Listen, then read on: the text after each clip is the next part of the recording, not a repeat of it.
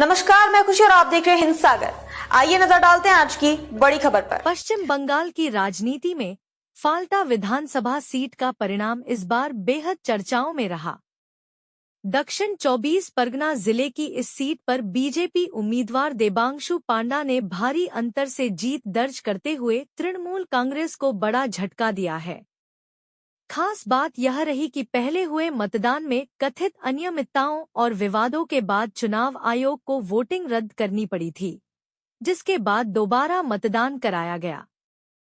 पुनर्मतदान के बाद हुई मतगणना में बीजेपी उम्मीदवार ने करीब 1 लाख वोटर्स के अंतर से जीत हासिल कर राजनीतिक माहौल गरमा दिया। यह सीट लंबे समय से टीएमसी के प्रभाव वाले क्षेत्रों में गिनी जाती थी, लेकिन इस बार परिणाम पूरी तरह उलट नजर आए। बीजेपी की इस जीत को राज्य की बदलती राजनीतिक तस्वीर से जोड़कर देखा जा रहा है। चुनाव नतीजे सामने आने के बाद पश्चिम बंगाल विधानसभा में विपक्ष के नेता शुवेंदु अधिकारी ने सोशल मीडिया प्लेटफॉर्म एक्स पर तृणमूल कांग्रेस पर तीखा हमला बोला। उन्होंने कहा कि जिस डायमंड हार्बर मॉडल का प्रचार किया जाता था, वही अब टीएमसी के राजनीतिक नुकसान का कारण बनता दिखाई दे रहा है। शुवेंदु अधिकारी ने फाल्टा की जनता का आभार जताते हुए कहा कि मतदाताओं ने लोकतंत्र पर भरोसा दिखाया और बीजेपी को ऐतिहासिक समर्थन दिया। उन्होंने कहा कि उन्होंने जनता से भाजपा उम्मीदवार को रिकॉर्ड मतों से जिताने की अपील की थी और लोगों ने उम्मीद से भी ज्यादा समर्थन देकर पार्टी को बड़ी जीत दिलाई। उन्होंने दावा किया कि जीत का अंतर 1,08,000 से ज्यादा पहुंच गया है।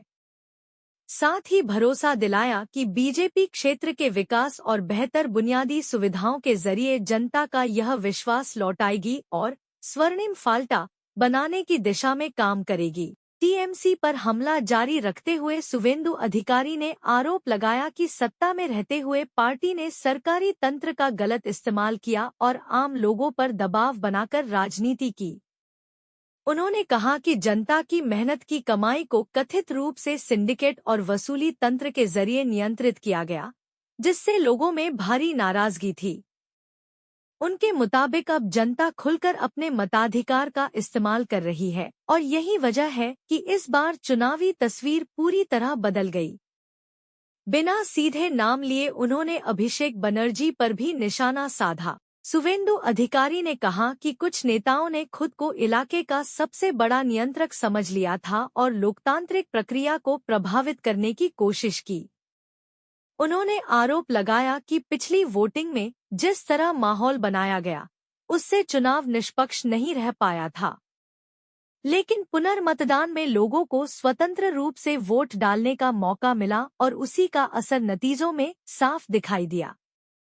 बीजेपी इस जीत को बंगाल में अपने बढ़ते जनाधार का संकेत मान रही है, जबकि टीएमसी के लिए यह परिणाम राजनीतिक रूप से बड़ा झटका माना जा रहा है।